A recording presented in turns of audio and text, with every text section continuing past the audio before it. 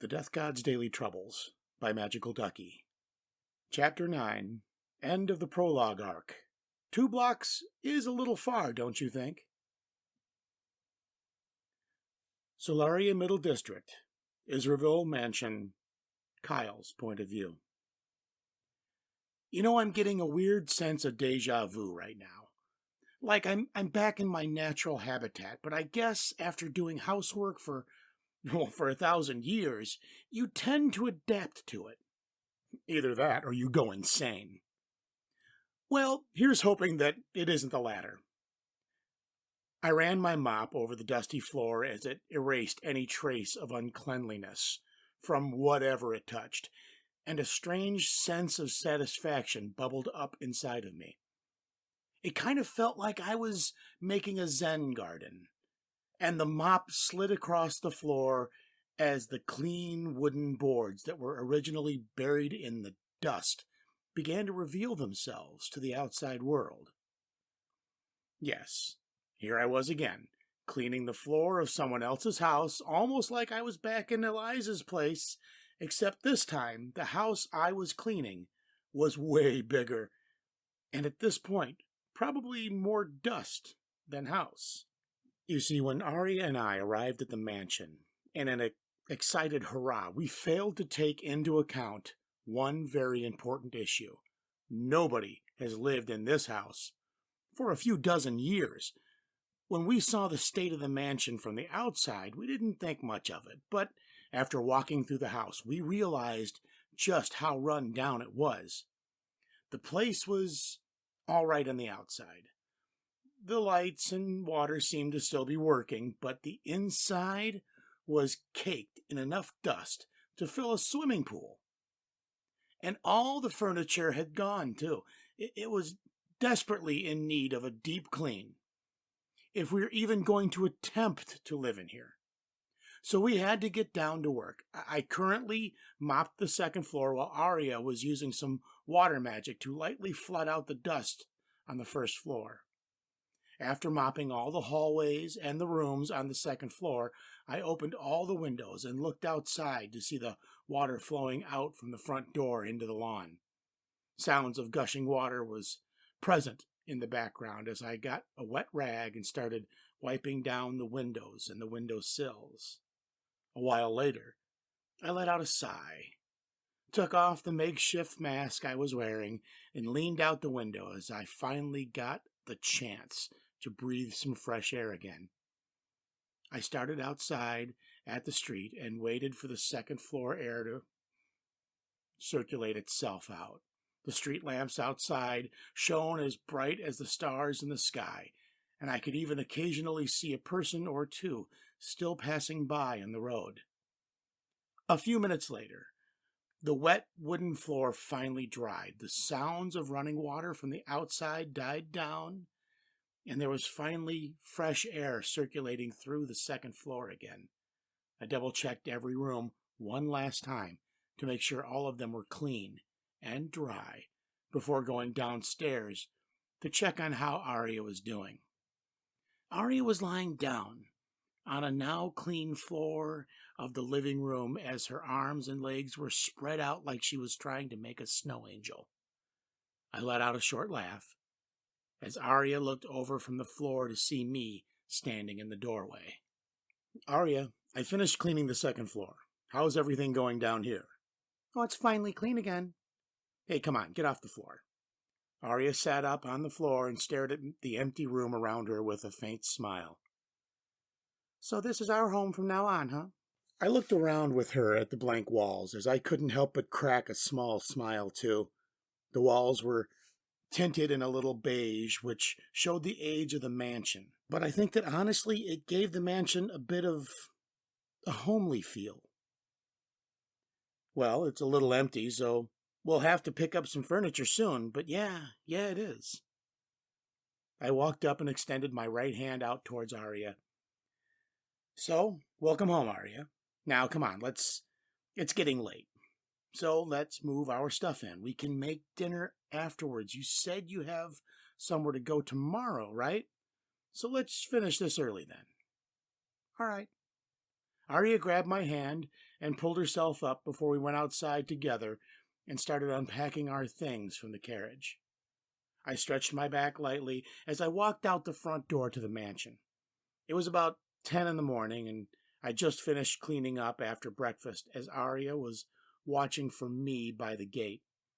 Yesterday, we unpacked our things before we chose which rooms we would be using and moved our stuff in. After that, we went to the kitchen, and Arya helped me cook dinner. Luckily, the stove was built into the kitchen counter, so we didn't have to start a campfire on the lawn to cook dinner. After eating dinner, we went to sleep on the floor in our sleeping bags as I once again had another strange sense of déjà vu. Anyway, today the plan was that we were supposed to go meet with Arya's friend, Max, and then go furniture shopping for the rest of the day. I walked over to the gate and followed behind Arya as she began to lead the way with a smile on her face. She walked around the middle district, past a mansion after mansion, until eventually Arya stopped in front of a gate to one of them and called out a servant. "Excuse me." There was a gardener clipping hedges on the lawn who stopped his work and walked over to greet us. "Good morning, miss. Are you here to see Master Almus?" Yes, could you please tell him that Marconis Israel is here to visit?" "I'll let Master Almus know right away." The gardener left, and we waited outside for a few minutes before the front door to the mansion burst open, and a young man with short brown hair and a pair of similarly colored eyes rushed towards us chaotically. "Arya, it's really you!" He ran over as fast as he could, before shoving past the gate, opening it, and grabbing Arya by the shoulders. "Yeah, I'm back, Max. How have you been?" Max stared at Arya, who smiled back for a moment. "Thank God you're okay. I was always wondering what something had happened to you, that you wouldn't make it back." "Hey, I'm right in front of you, aren't I?" "Yeah, you sure are." Max took a deep breath as he wiped away the faint tears from his eyes before putting on a smile on his face. Max let go of Arya's shoulders and finally noticed me after the emotional outburst. "By the way, Arya, who's this?" "Oh, this is Kyle, my adventuring partner from back in Delhurst. He helped me out a lot, and I couldn't have made it back without him." Max turned to me with a friendly grin and extended his hand out for a handshake. "Nice to meet you then, Kyle. I'm Max Almus. Thanks for helping out Arya." I grabbed his hand, and we shared a firm handshake as I smiled back at him. "It's nice to meet you too, Max. Could you just call me Kai?" "All right then, Kai. Anyway, you two should come in. We have tons to catch up on, so we can talk inside. Just let me change out of my training clothes first." Max led us into the mansion, and one of the servants led us to a guest room on the second floor, which had 2 sofas and a coffee table.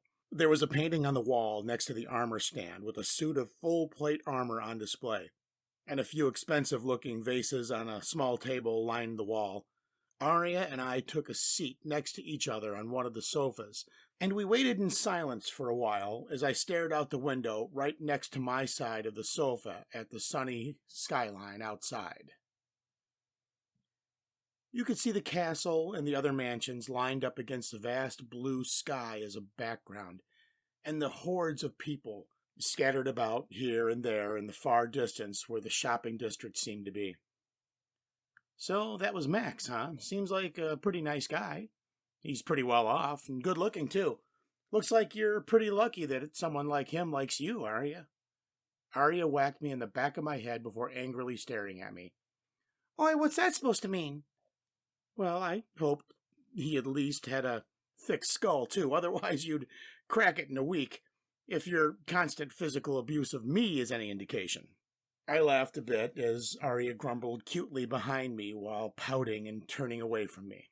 But after a moment, both of us quieted down, and the silence pervaded the room again before Arya's soft voice sounded out behind me.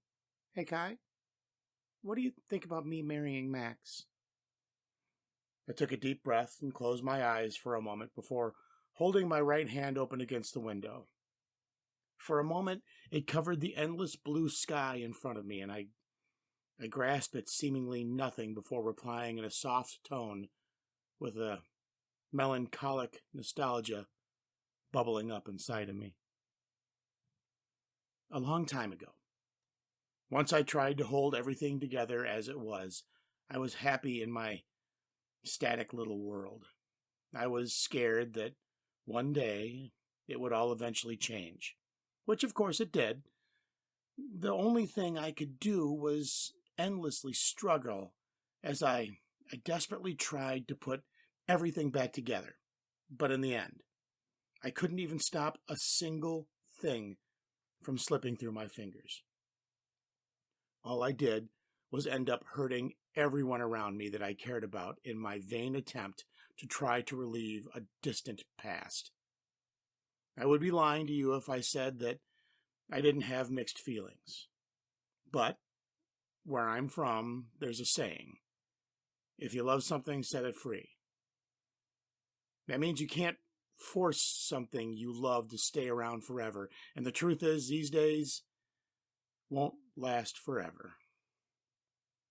Neither you or I can force things to stay as they are. I retracted my hand and turned around to Arya with a gentle smile. One day you'll leave my side, or maybe I'll leave your side, but for now I'm still here, so as long as you're happy, then I could care less about some minor changes. If marrying Max is really what you want, then I'll support you no matter what, until the day we have to separate. And in the end, if one day, if we ever meet up again, I would prefer to see you happy.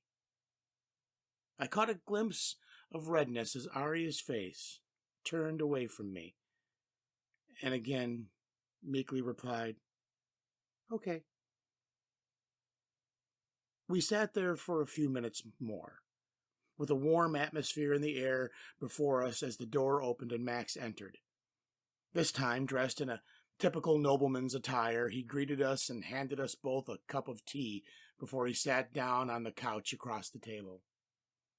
The next 2 hours consisted of a chat between Arya and Max, and by chat I really mean that Arya basically started narrating her time at Dellhurst, as I climbed in occasionally to make, while we laughed together, at Arya's reimagining of her grand adventure. Honestly, Max was starting to grow on me too. After all, it was fun being able to talk to a friend who was a guy after being stuck around women for so long. And everything was going great. We were all happy until someone showed up who was important to our relationship dynamic. We were in the middle of another one of Arya's stories about the time we cleared out the giant monster turtle from one of the big lakes near Dellhurst, when the door opened and a pretty woman with long, dark hair entered the room. She looked like she was around her early to mid-20s, and her dress was similar in color to her hair, but the most notable thing about her was her swollen belly that indicated she was late into her pregnancy. She had a surprised look on her face before walking over to Max's side and greeting us. "Oh, I didn't know we had guests over. Why didn't you tell me, dear? I was looking all over for you. Nice to meet you two. My name is Karen Almas, Max's wife. What are your names?" The woman waved at us with a kind of smile on her face that Arya and I froze at. It was an awkward silence for a moment before Max introduced us to Karen with an awkward smile. "This is Arya, and that's Kyle, and they're my friends who just returned to the capital recently, and I have some important things to discuss with them right now, so could you please just give us privacy for now, honey?" "Oh, I'm sorry. I didn't know I was interrupting, so I'll see myself out then. It was nice to meet you two." Karen walked out and closed the door lightly before silence spread through the room again. Max had a heavy face as I looked over at him, and he shook a deep breath. He stood up and lowered his head in a deep bow to Arya as we stared at him, waiting for an answer. "I was thinking about how to tell you later on, but I guess that's been ruined now. I know it probably doesn't mean much to you, but I truly did love you, Arya, and I'm still unbelievably glad that you're safe and sound. It was just that while you were gone, I couldn't take it anymore. I was worried about you every day, and there were nights when I stayed up thinking about whether you were okay, or if you were ever going to make it back. And these days, as they went on, my parents kept pushing me to marry soon. Initially, I decided to wait. and the agony tore me apart as I sat there not knowing if you were even alive, until one day Karen just came into my life. Just being around her eased my anxiety. It made me happy and filled me up and filled the emptiness in my heart. And eventually I realized that I fell in love with her. So I'm sorry, Arya, but I can't marry you. There wasn't a single sound in the room as I looked over at Arya. She just sat there frozen with her head down and her hair covering her face. I could hear my heart beating as an indescribable feeling rose up in me.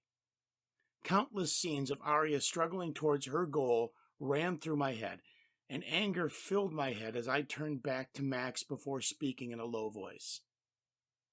Hey, Max. You said you couldn't take it anymore. Well, let me ask you something. Do you have any idea how hard Arya was trying? Any idea how many times she put herself in danger? All the pain, all the fighting, all the killing. All of it just to get back to you. And now this is all she gets, just a sorry. I heard from her all about your promise. You promised you would wait for her, didn't you? I got up and grabbed Max by the collar by my right hand. I did. I'm not proud of the lies, but I can't lie to my heart, so all I can say is I'm sorry. Sorry. If you're so sorry, then don't make promises you can't keep in the first place. I raised my left arm cast and was about to hit Max when suddenly I felt someone hold me back. I turned around to see Arya with an expression on her face. She pulled my arm back down and separated my hand from Max's collar before turning to me. That's enough, Kai. Don't hurt yourself any more for my sake. Arya? Arya turned back to Max, and I took a step back as the emotions of my outburst began to die down. Just tell me honestly, Max, how long have you been married? Almost a year. I see. Arya stood there for a moment before she lifted her right hand up in the air. The crisp sound of a slap broke the silence and etched through the room as Arya's hand left the mark on Max's face. Goodbye, Max. Arya turned around, grabbed my hand, pulled me along as we left Max's mansion. We walked through the streets silently until we returned to the front of our house again. Arya opened the gate, walked up to the front door, and I followed behind her. She entered, and a moment passed before suddenly, she stopped and stood still in the middle of the mostly empty living room with her back to me. Ari?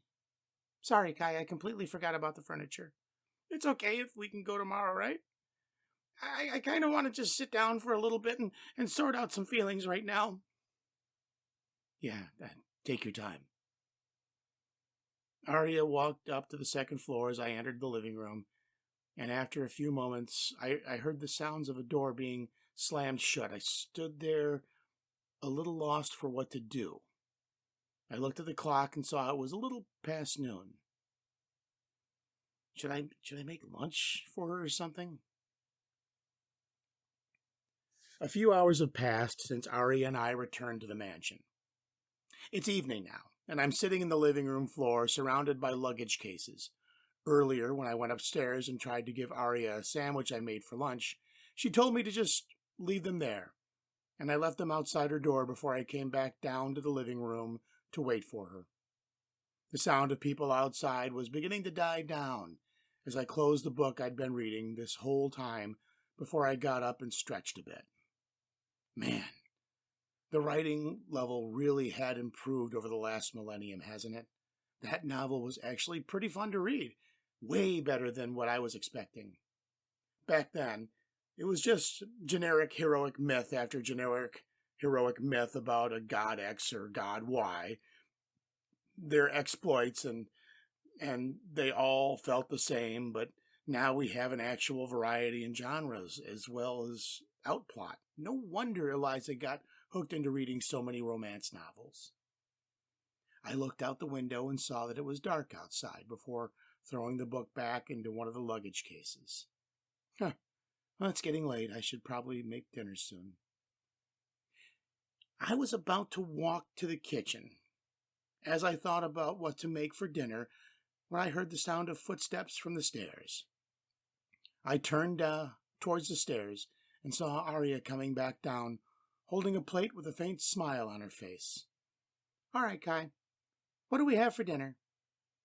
I stared at Arya with a puzzled look on my face as she walked downstairs like nothing happened today. "Arya, you okay? I thought you'd be a bit more, well, depressed after what happened with Max." "It's okay, I've gotten over it." "You don't have to put on an act. I'm the only one here, so just let it all out." "I'm fine. I I was sad and angry, but after thinking about it for a while, I realized I can't blame Max for what he did. After all, I did the same thing. When we came back to the capital, I was just happy to be back in the city. I grew up in it. Then, when I saw Max again, I didn't have the same sense of pure joy. It was more bittersweet. I didn't know why at first. I told myself that I should be happy, that I finally accomplished the dream I inherited from my father, and I was about to get married to the man I loved. I should have been all smiles. But after what happened with Max, I finally realized why I felt bittersweet. It's because somewhere along the way, I'd fallen for someone else too, in the same way as Max, but being around him makes me happy, and honestly, I'm a little relieved right now. I'm finally free, and there's nothing holding me back anymore. There's no more waiting, no more promises. I can finally be with the person I really love. Max was right. I can't lie to my heart." The edges of my mouth curved up a little into a smile as Arya walked over to me with a happy smile on her face. I feel like a father watching his daughter grow up. I can't deny that I'm proud, but it's leaving a bittersweet taste in my mouth. Well, I guess isn't too bad sometimes. After all, life isn't always just sweet or bitter. But before I forget, there's one more thing I have to do as a self-proclaimed, overbearing father figure. "Glad to see you're okay, Arya." I smiled at Arya for a moment as she entered the living room. "But I've learned from my mistake, so let me actually do something for you this time." "Who is it? I'll go scout them out for you first, and maybe some interrogation might even be in order, depending on their personality. Don't worry, I'll make sure it works out for you this time." I held up my fist threateningly as Arya froze for a moment before bursting into laughter. What's so funny?" "Nothing, it's just that, well, sorry, Kai, but you're the only person in the world who can't investigate him." "What? Is that a challenge? Trust me, all I need is his name. Just tell me his name and I'll have every last detail on within a week." "His name is, well..." Arya walked past me and flicked me in the forehead before going to the kitchen entrance, twirling around and giving me a grin. "It's a secret now. Come on, let's just make dinner. I'm getting hungry." I stood there flabbergasted as Arya giggled at me. "Look, how am I supposed to help you? If I don't even know anything, give me a place to start." I sighed and I realized Arya was going to be stubborn and walked over to the kitchen to make dinner. The moon and the stars lit up the night sky. When I laid there on the floor, surrounded by darkness, faint ethereal moonlight shone in through the window, dimly illuminating the walls of the room as I stared at the ceiling in silence. A strange sense of melancholy overtook me as I thought about what happened with Arya before and held my right hand out in front of me. I gazed at the outline of my hand as the moonlight washed over it, while the sound of my soft breaths echoed through the room. Love, huh? Well, I'm not a complete idiot yet, am I? I might be dense, but after thinking through everything again, even I can tell that the person you love is me, Arya. And the truth is, deep inside, there's part of me that loves you too. It looks like a small fragment of light, glowing softly, yet bright enough to illuminate my world. Around it, there are a few more fragments too. And it's only when I hold these small fragments, when I can feel the warmth radiating from them, that I can feel human again. but as tempting as it might be to touch them, I never can. Because surrounding these precious fragments is a sea of darkness.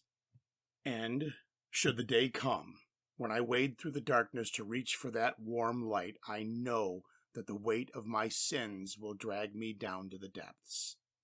So I'm sorry, Arya. I'm just a coward who can only stand alone by the edge of that darkness and lie to himself about being content with the faint light that pierces through. But the only thing I can do right now is stand by your side, just like I did everyone else, even her. I stared at the hand in front of me, 4 slender fingers and a thumb spread out, illuminated by a somber moonlight, and I could faintly make out the tendons that moved those fingers. There wasn't even a single sign of a callus or a scar on the smooth skin that covered that hand. It just looked like the hand of a young man who hadn't done a day's work in his life, much less held a sword. It was almost the hand of a man who enjoyed cooking, the hand of a man who didn't mind helping those he cared about, even at his own expense, and most importantly, the hand of Arya's partner. Yet I knew better than anyone just how many times that hand had swung a sword, just how much destruction that hand had caused, and just how many lives that hand had taken. It wasn't the hand of a young man I was looking at. It was the blood-soaked hand of a 1,000-year-old monster, wreathed in an aura of massacre. And attached to that blood-soaked hand was the 1,000-year-old monster himself. A man who was afraid of drowning in the darkness. A man who was desperately trying to atone for his sins. A man who didn't deserve love. But you know that, Arya. I'm just glad you seem happier now. I don't see the same loneliness in your shadow that I saw when I first met you. So at the very least, I can say that I've helped someone else now. It might not be much, but I've done a lot of bad things already, so if I ever want to atone, I've got to start somewhere, right? They say everything happens for fate. But honestly, I don't like the idea that everything is predetermined. I believe in karma a lot more than I do fate. Today, I might be the one dragging you out of your darkness, but one day, maybe you'll be the one who gives me the courage to face mine. Until then, I think I'll just lock these feelings of mine away. I'll forget it all, just like I always have. I released all the tension from my hand, and it fell limply to my side as I closed my eyes again with a faint smile. I took a deep breath and cleared away all the depressing thoughts in my head before thinking about what to make for breakfast tomorrow. Solaria, edge of the Middle District, 7th Squad Barracks. Kyle's point of view. Today was a particularly warm day. The sun shining intensely in the sky was as good as an indication as you could get. Arya and I walked along the street until finally we stopped at the front gate of a large dojo-style building with a plaque on the front that was labeled 7th Squad. It's been 3 days since the whole incident with Max, and yesterday, the official ceremony for bestowing Arya's Marconisness, and apparently she was supposed to take over the role of supervising a few members of the new generation of knights. So, while they all trained and helped out the city guard. And so, today we came to the former 7th Squad barracks to check out the state of things and tidy up as well as move into the office. Arya was holding a box of miscellaneous office supplies, and I was right behind her with a pile of paperwork in my arm. We entered the building using the key that Arya received from the Emperor and walked across the hall inside until we reached the door labeled Captain's Office. The door was open, and when we entered, we were surprised at how clean the office was. For some reason, There was barely any dust at all on the furniture, and still it was neat and tidy. Arya plopped the box of supplies down and opened the window to the courtyard. Light shone through the curtains as the picturesque scene of sunlight illuminating the well-maintained small garden and pond outside met our sight. I plopped down the stack of papers next to the box of office supplies and turned to Arya. All right, nice. Looks like we don't need to clean.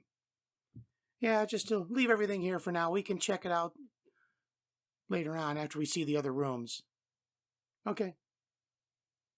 We left the office and went down the hall, checking the rest of the rooms, which were all basically in the same state as the office. The dorm-style bedrooms were all spotless, albeit a little empty. The main lounge was the same, and there was even a cafeteria on the left side of the building. Arya and I were walking through the outer hallway that surrounded the courtyard, and the sunlight shone through the pillars and warmed up our bodies while we made our way towards the entrance to the training room on the right side of the building. All that's left of the training room, we can wipe down all the dust later and air out everything, okay? Yeah, hopefully it's as clean as everywhere else. Otherwise, my sealed left arm will have to descend upon this world and activate its mop truth again. We walked briskly for a bit before we reached the large door to the training room, and Arya was about to push it open. However, instead of Arya opening the door to an empty training hall, the door slowly opened by itself from the inside. White smoke floated out, and 3 voices sounded out to us, one after another from the inside. But what greeted my eyes was the last thing I ever thought I would see. It was a power that this world was not made to withstand. Marconus Israel, correct? We've been eagerly awaiting your arrival. We heard that you were coming over today, so we decided that we would come over to greet you. From the darkness of the training hall emerged 3 men. One from behind the left side of the door, one from behind the right side of the door, and one from the middle of the room. All 3 of them were extremely muscular, at least a full head taller than me, and wearing clothes that clearly outlined the musculature of their upper bodies.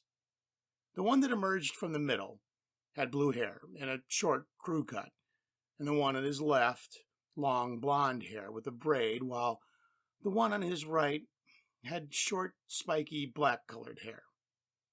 They walked up and stood next to each other before flexing their muscles and simultaneously posing together menacingly as intense music echoed from behind them.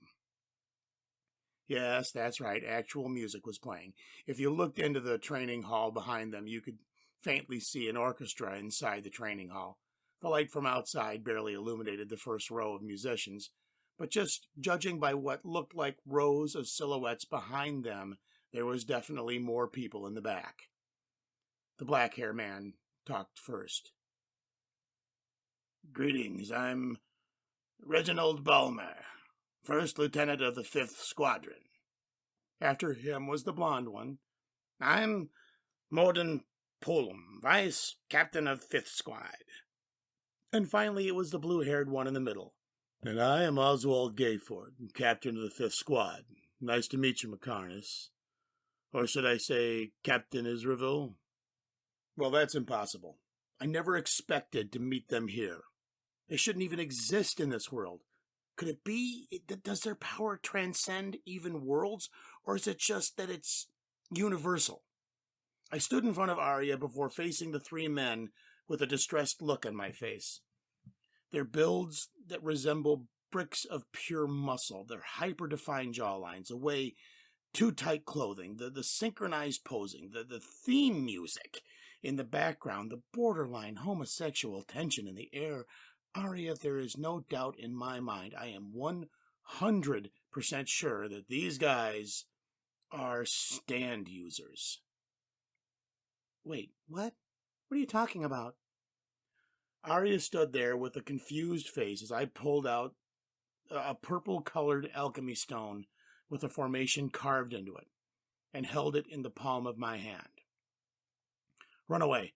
I'll keep them busy. Lightning ball. Cast. Single cast activate.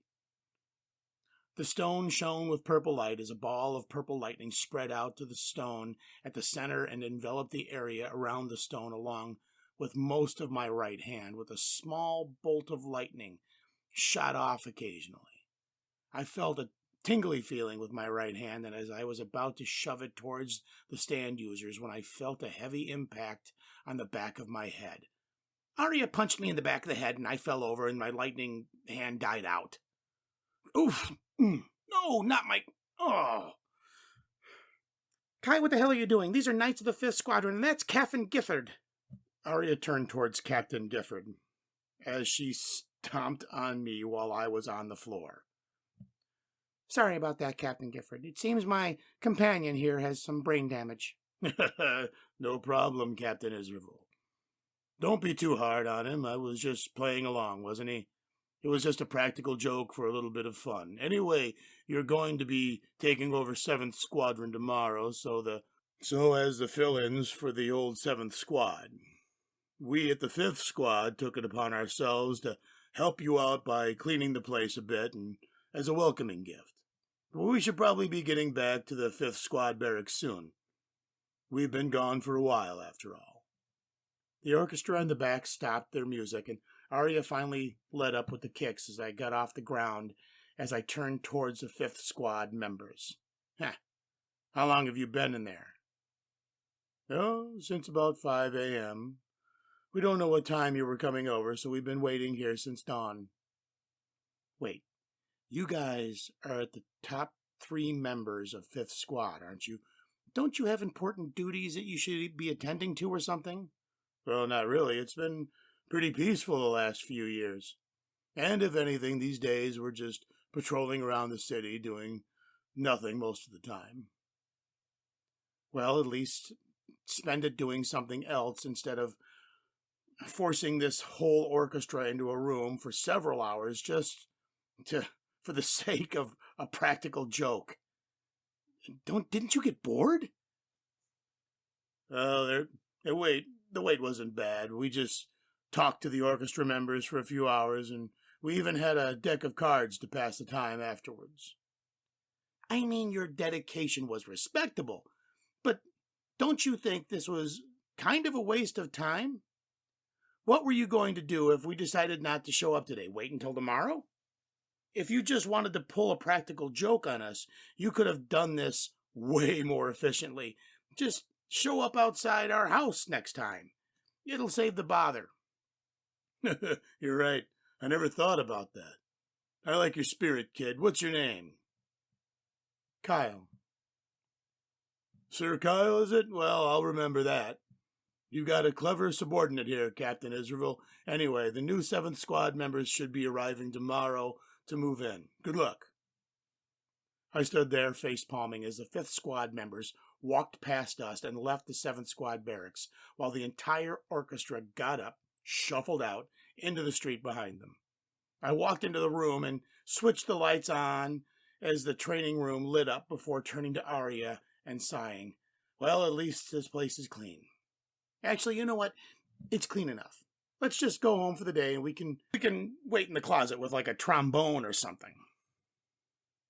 Look, I'm tired too, but we have to get out the office stuff and get that sorted first. Come on, we can go home after. And I swear, if you actually pop out of the closet with a trombone, I'll break your other arm too. All right, all right. I gave another sigh as Arya dragged me back to the office, and we began sorting out the supplies. I sat on the backyard porch and yawned as the sound of birds chirping in the background finally filled my ears. I heard the front door open, and Arya's voice sounded out from inside the house as I leaned back to lay down on the wooden patio porch. Hey, Kai, I left my plates in the sink and cleaned the table. I'm going to work now. By the way, the 5th Squad's taking over patrol later today, so I'll be back early. Did you remember to grab your lunchbox? Yeah. The sound of the door closing sounded out a moment later as I held up my now fully healed left hand to block the sunlight shining into my eyes. The doctor said my left arm would take years of practical therapy to heal and regain its former function as it had before getting mangled. But it looks like it didn't take too long with my freakish body. I didn't even need any physical therapy, but honestly, I'm not surprised. After all, I've come back perfectly fine from way worse injuries before. Well, moving on. It's been a few months. Summer has finally come around again, and the lethargy that had been getting to me recently. After the grand reopening, the 7th Squad had been up to running about 6 months. And Ari had been taking care of everything. Apparently, they even made her start training some kid recently as her apprentice, while I've basically been a housewife. I guess house husband would be more an apt description. Honestly, it kind of feels like I'm right back in prison, doing nothing all day except cooking and taking care of the house. But if anything, at least this time, I've got a lot more freedom. I don't have a collar attached to me at all times. And Arya she's also a lot tidier than Eliza. So I've had a lot more free time. I've taken up reading to pass the time. And I even recently got a library card so I can borrow books. But I guess I'm going to have to give that all up soon, huh? I reached over to my right side, grabbed the sheet of paper next to me before holding it up and staring at the numbers to do some mental calculations. Honestly, it's probably the first time I wished I was too stupid to do math. The sheet of paper in my hand was a bill. In fact, it was our tax report for this month, and by the look of it, we were about to go into debt. Yeah, that's right, debt.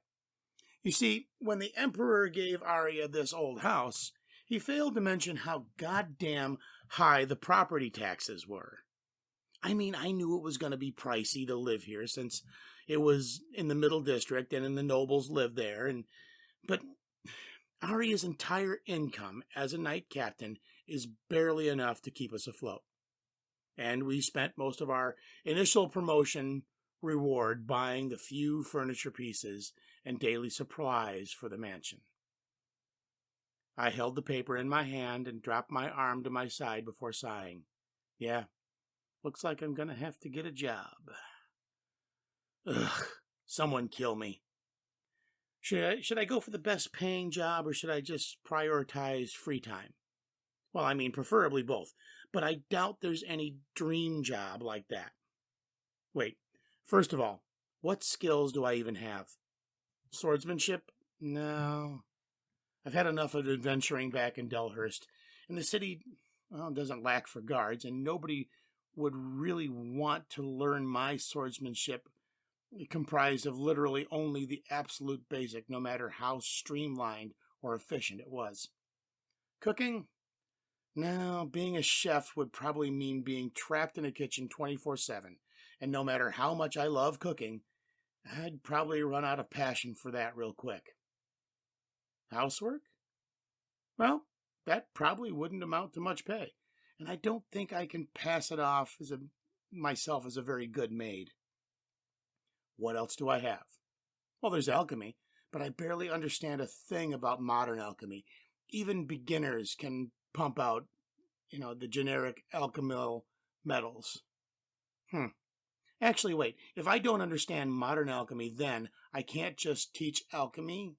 Ancient alchemy? Yeah, that's perfect. If I teach at some prestigious university or something, and the pay probably wouldn't be too bad. I'll even get the whole summer off. The school year is about to start, too, so this is the perfect time to apply. I sat back and stared at the sky and began to think about where to apply as a professor. But as far as I knew, there was only 2 well-known places that taught alchemy in the capital. The High Institute of Alchemy, which was run by the Alchemy Guild, and the Radion Royal Academy, which was funded by the imperial family. Well, the academy's 2 blocks closer, so the academy it is, I guess. This marks the end of the prologue arc for Death God's Daily Troubles.